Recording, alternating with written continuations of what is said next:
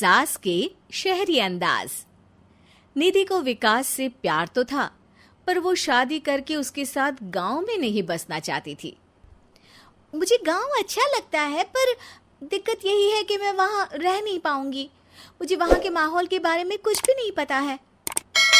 अरे माहौल में ढल जाओगी तुम, थोड़ा टाइम तो लो।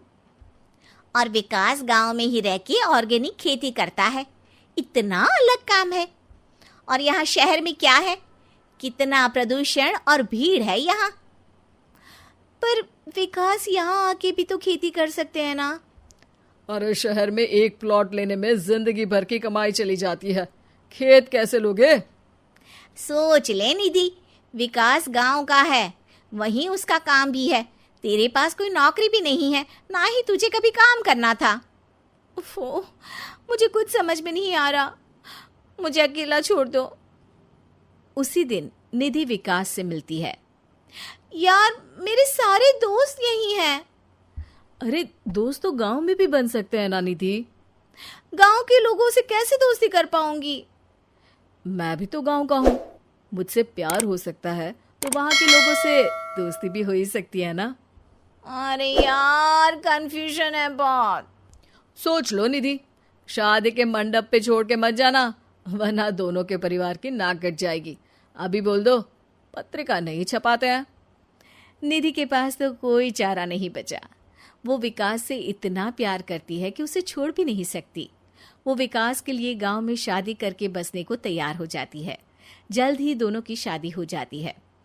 आई होप तुमको गांव में अच्छा लगेगा।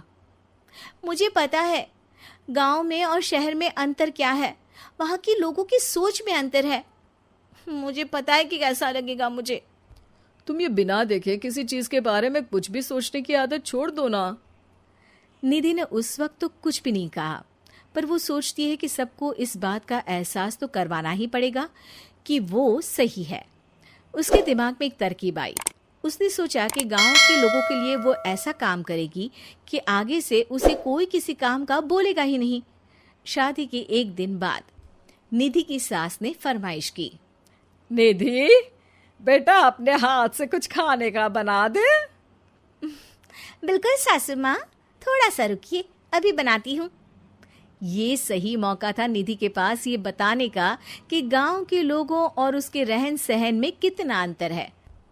रोटी सब्जी दलिया भाजी खाने वालों के लिए पिज्जा बना देती हूँ, तब इनको समझ में आएगा। न खा पाएंगी, न कभी कुछ बनाने की बात कहेंगे। थोड़ी देर में निधि सास के लिए पिज्जा बनाकर ले आती है। ये लीजिए माँ जी, आपके लिए मैंने ये बनाया है। इसे हम शहर में पिज्जा कहते हैं, है ना बेटा? है? आपको कैसे पता कि इसे पिज्जा कहते हैं? अरे पिज्जा को पिज्जा नहीं बोलेंगे तो क्या फ्रेंच फ्राइज कहेंगे? गांव की सास से ये सारी बातें सुन के बहू चौंक जाती है, लेकिन सास एक और ऐसी बात कहती है कि बहू जिसकी उम्मीद ही नहीं कर रही होती है। बहू, इस पिज्जा के ऊपर ओरेगानो मिला दे और थोड़ा चिली फ्लेक्स, मजा आ जाएगा। माँ जी, गांव में रह के भी आपको ये सब कैसे पता है? अरे यूट्यूब टीवी सब खबर रखते हैं हम भी। इंटरनेट है जहाँ, जानकारी है वहाँ। अरे वाह माँ जी। अरे अभी वहाँ मत बोल, अब जब मैं पिज्जा का फोटो लेके फेसबुक पर डालूंगी ना, तो वहाँ कमेंट में जाकर वहाँ बोलना, ठीक है? ठीक है माँ जी। अरे ठीक है माँ जी की जगह ओके मम्मी या ओके मम्मा बोल दिया करना। है? ठीक है, मतलब ओके मम्मा। निधि का तो सर ही घूम जाता है। इतना शहरी बर्ताव तो शहर में रहने वाली निधि की माँ का भी नहीं था। वो शाम को अपने पति से पूछती है, विकास, तुम्हारी मम्मी तो काफी कूल है यार। पिज्जा में क्या डालते हैं, फेसबुक पर क्या डालते हैं, सब कुछ पता है उन्हें तो। हमारे बड़े पापा के लड़के रहते हैं शहर में, बस उनके बच्चे आए थे गांव में गर्मी की छुट्टियां मनाने। उन्होंने माँ को एकदम शहरी बना दिया। उनका फेसबुक अकाउंट भी है, इंस्टाग्राम भी है और टिकटॉक बैंड हो गया, वरना वो भी बनाती थी। तभी सास वहां आ जाती है।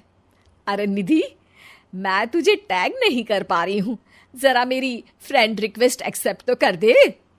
निधि की गांव को लेकर जो राय थी वो अपनी सासू माँ को देख के बिल्कुल बदल जाती है और अब निधि भी सोशल मीडिया पे अपनी सास के साथ लाइव आती है और कमेंट बाजी भी करती है ताकि सबको पता चले कि गांव में रह के भी उसका जीवन शहर जैसा ही है और उसके आसपास के लोगों के अंदाज भी एकदम शहरी है।